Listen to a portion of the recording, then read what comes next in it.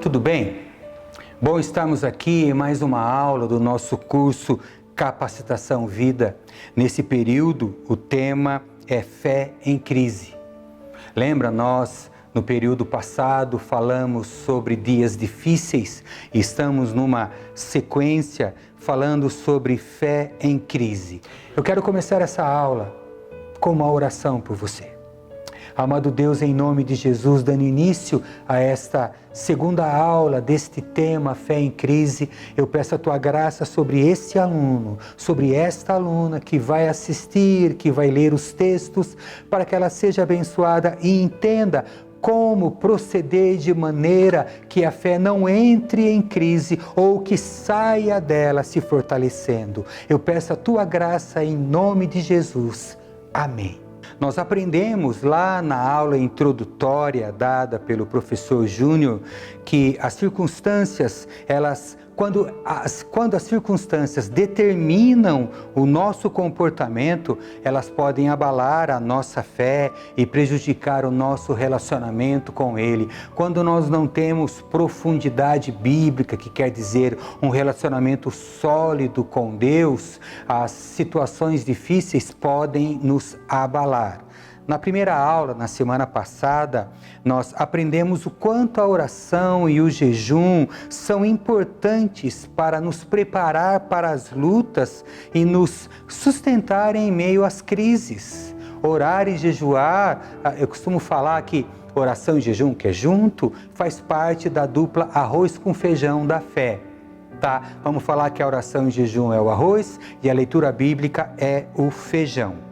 Hoje, caminhando um pouco mais, nós aprenderemos sobre andar em santidade como fator que solidifica a nossa fé, o nosso estilo de vida, o nosso jeito de ser aí fora, como nos comportamos, como nos apresentamos.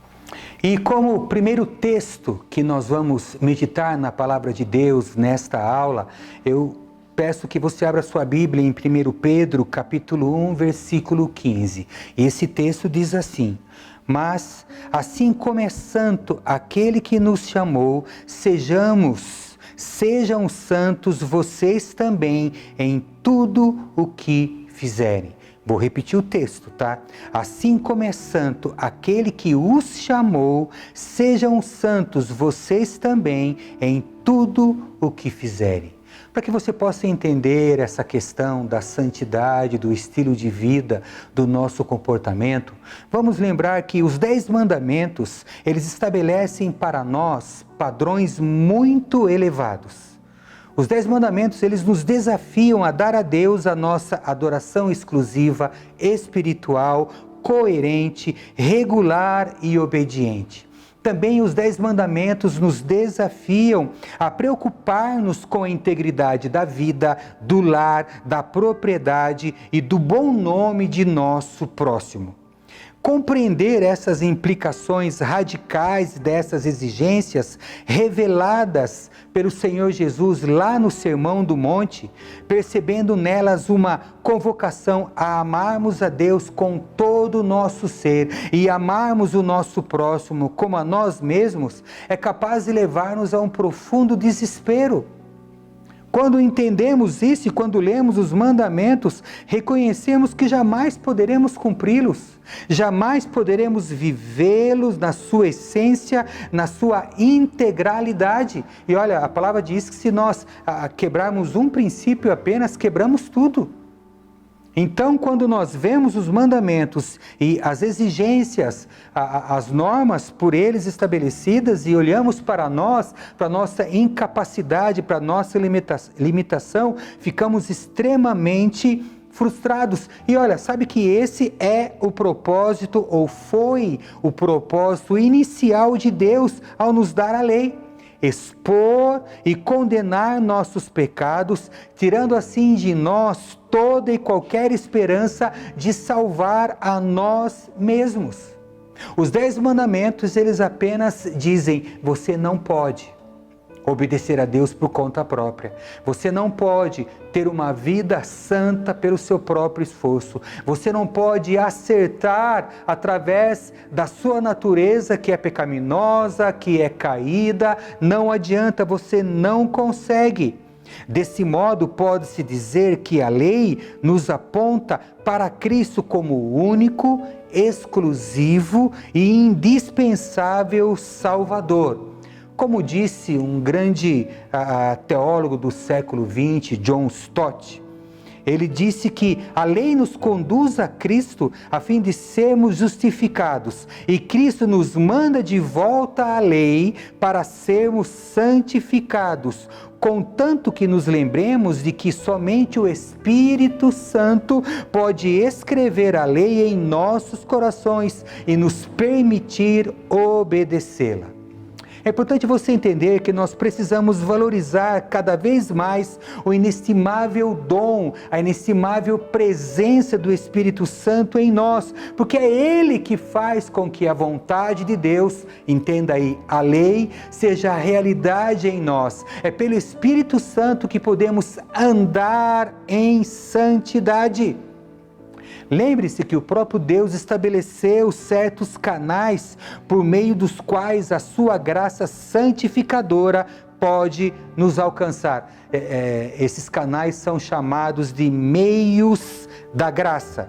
Compreendem a oração e o jejum, como você aprendeu na aula passada, a leitura bíblica, a adoração e a comunhão manifestas através da Santa Ceia, que nós vamos ter novamente este mês. Precisamos fazer aquilo que os puritanos, os primeiros cristãos lá do século XVIII, chamavam de o uso inteligente dos meios da graça. E um certo pastor desta época disse que não há recompensa sem esforço. Esse ditado da igreja lá no passado é realidade hoje. Precisamos nos esforçar para darmos liberdade ao Espírito Santo e assim andarmos em santidade. Por exemplo, a nossa saúde física pode nos dar uma boa ilustração.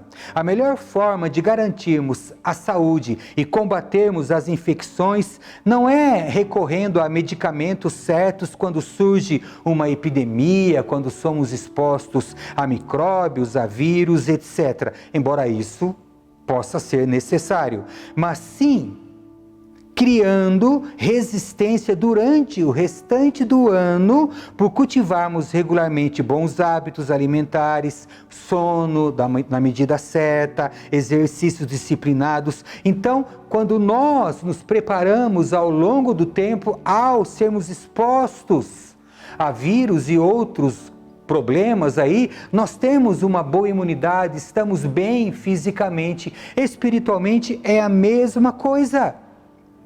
Assim também o verdadeiro segredo para se lutar contra o mal, que pode nos levar a uma crise na fé. A luta desgasta, a luta cansa, é desenvolver uma vida de santidade. Não é o que fazemos no momento da tentação, embora de fato precisemos clamar a Jesus por libertação, mas antes o que fazemos no restante do tempo, acumulando força espiritual por meio de uma vida disciplinada no Espírito Santo. Viver em santidade é ser diferente dos outros, mesmo que os outros possam considerar você um maluco, um doido. A música Jesus Freak, Louco por Jesus, da banda DC Talk, declara o seguinte, uma parte desta música: o que as pessoas vão pensar quando ouvirem que eu sou maluco por Jesus? O que as pessoas vão fazer quando virem que isso é verdade? Eu não me importo se eles me rotulam de maluco por Jesus, pois não há como esconder a verdade. As pessoas dizem que sou estranho, as pessoas dizerem que sou estranho, faz de mim um estranho. Meu melhor amigo nasceu numa manjedoura. Então, essa parte dessa canção tão famosa que a moçada gosta muito, mostra que ser um seguidor de Jesus é ser diferente do padrão do mundo. Entenda isso. Uma vida de santidade nada mais é do que ser um maluco por Jesus. Uma vida de santidade nada mais é do que ter um estilo de vida que mostre a sua fé. Como aprendemos sobre oração e jejum, essa oração e jejum precisa nos transformar, nos fortalecer para que o nosso andar evidencie a nossa fé, o nosso estilo de vida. Um cristão é alguém que vive de maneira diferente, que anda na contramão. E aquele que anda na contramão, as pessoas percebem. Entenda isso. Se dizemos que somos cristãos, mas ninguém que convive ao nosso redor percebe que somos cristãos, aí tem algum problema. Não tem esse negócio de ser um cristão agente secreto. O cristão verdadeiro nunca é secreto, ele evidencia isso pelo seu comportamento. Ele tem uma vida diferenciada. E essa vida diferenciada levanta 3 questões importantes que eu quero refletir com você nesta aula.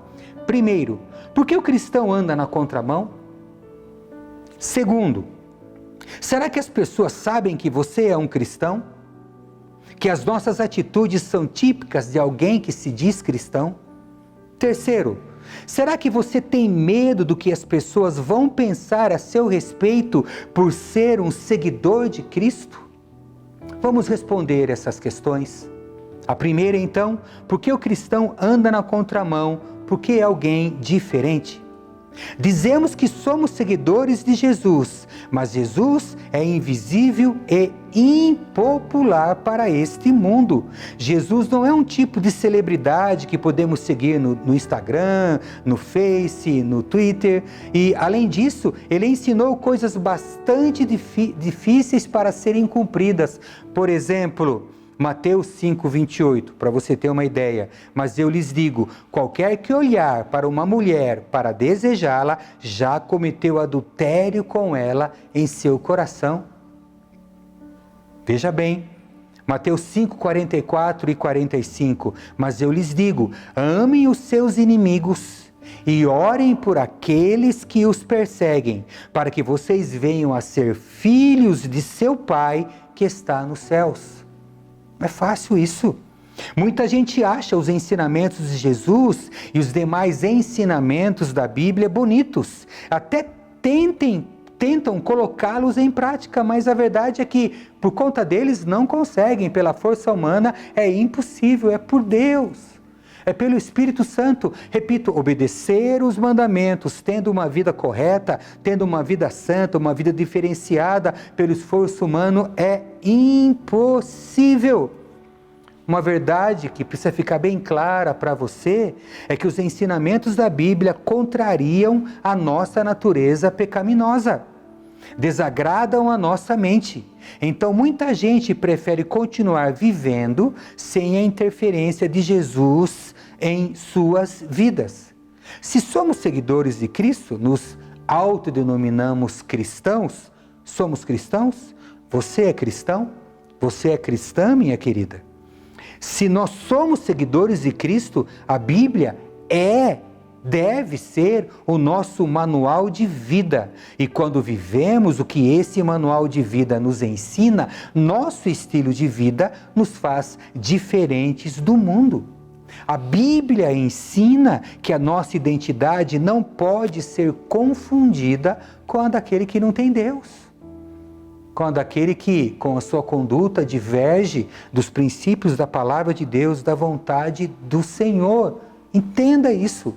No livro de Romanos, capítulo 12, versículo 2, está escrito assim: E não vos conformeis com este século, mas transformai-vos pela renovação da vossa mente, para que experimenteis qual seja a boa, agradável e perfeita vontade de Deus.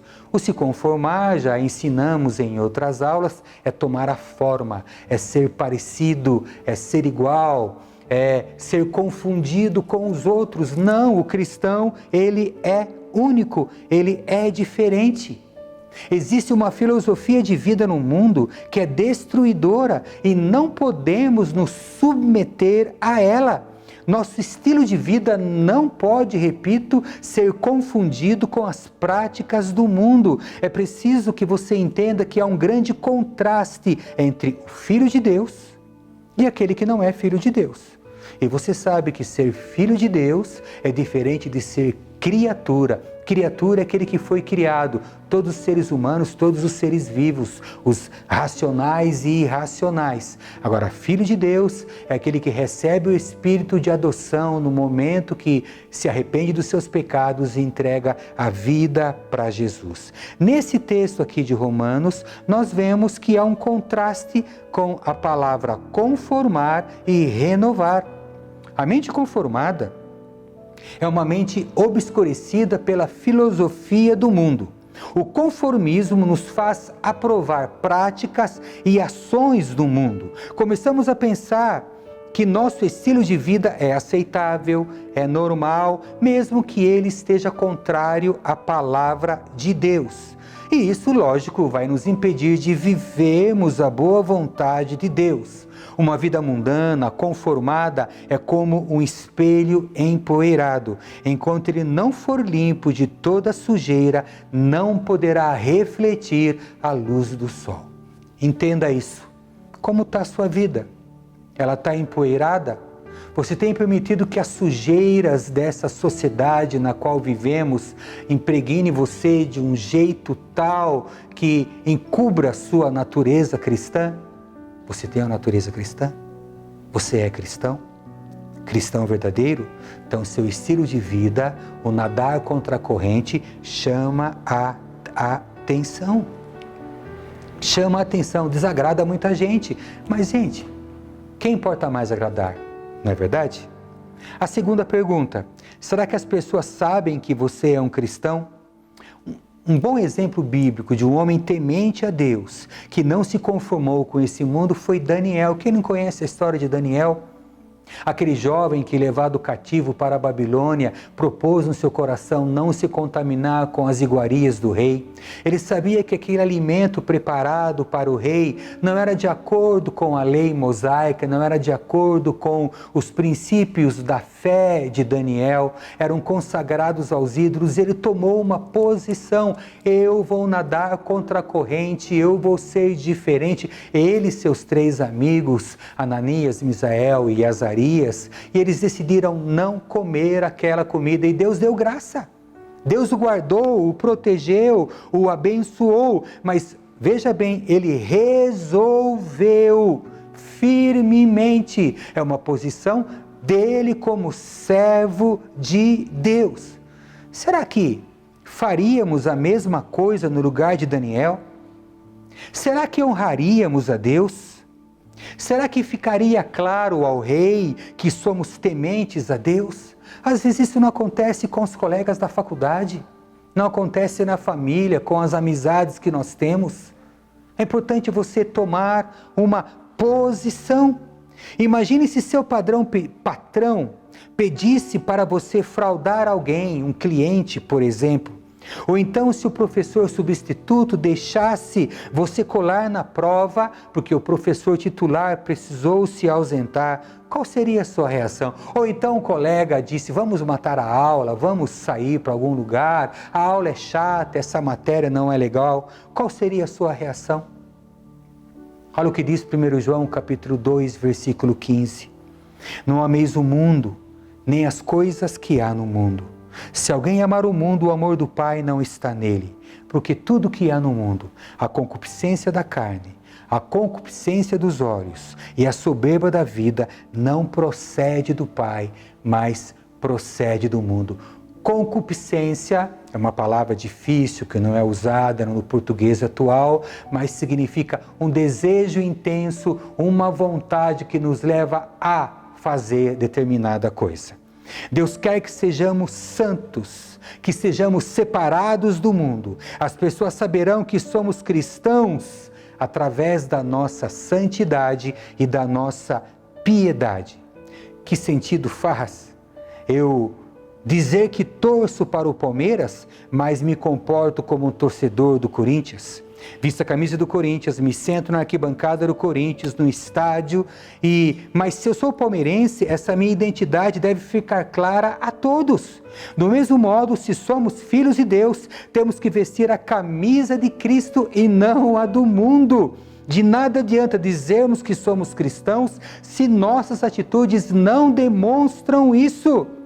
Deus é glorificado em nossas vidas quando nossas atitudes, nossa identidade influenciam outras pessoas e a nossa cultura. Jesus disse que nós devemos ser sal. E você sabe como o sal faz diferença no alimento.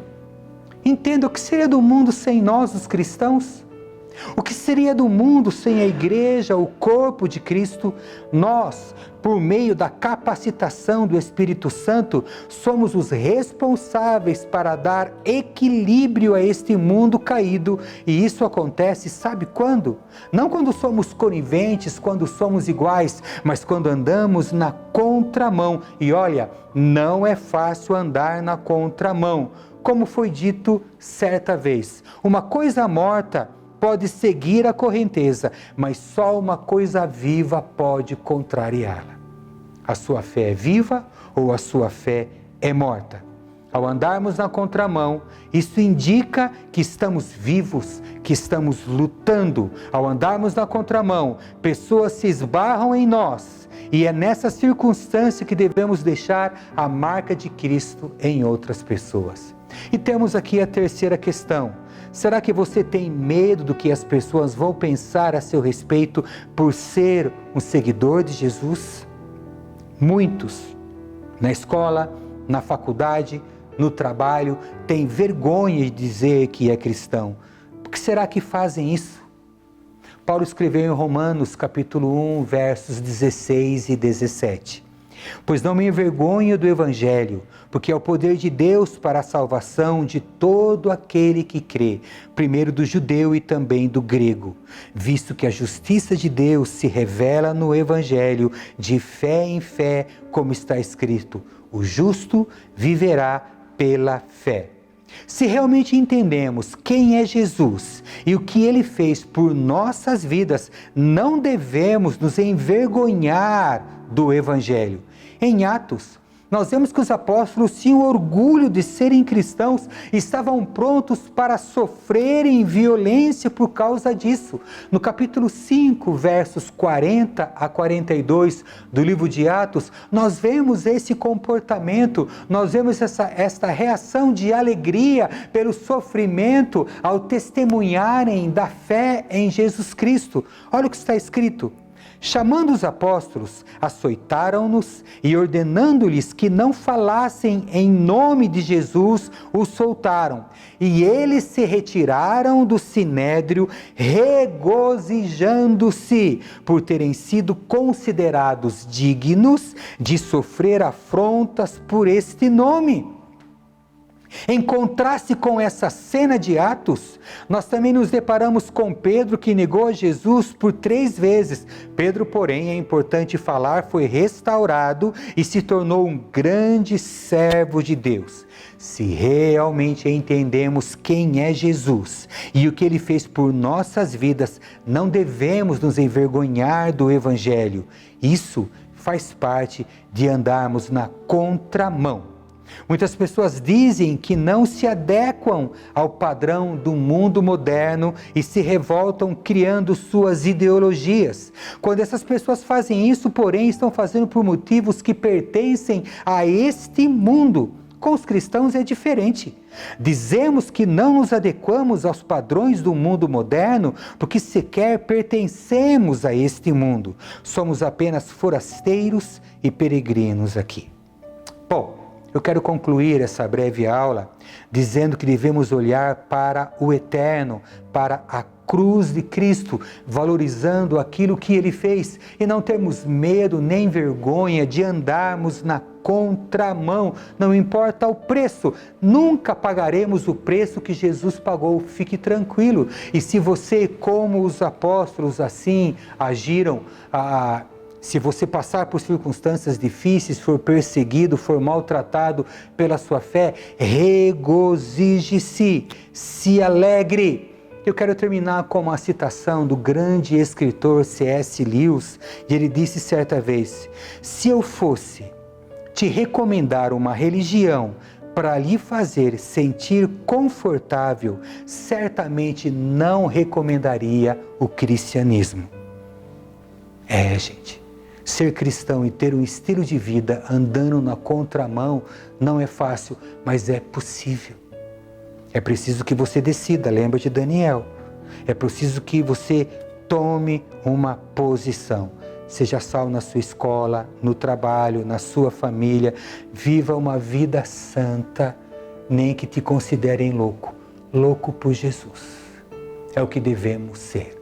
Loucos por Jesus. Amém? Eu quero orar por você. Amado Pai, em nome de Jesus, em Tua presença me coloco, orando por esta vida que assistiu esta aula, nesse tempo onde a fé pode entrar em crise, que ela entenda que o estilo de vida dela, que a decisão de andar em santidade vai fortalecê-la e vai ajudá-la a vencer as circunstâncias. Ó Deus, que essa vida entenda isso e reveja a sua maneira de andar, o seu comportamento. Pai, não tenha medo de testemunhar que é uma serva, que é um servo do Senhor. Eu peço a Tua graça em nome de Jesus. Amém. Deus abençoe você e até a próxima aula. Tchau.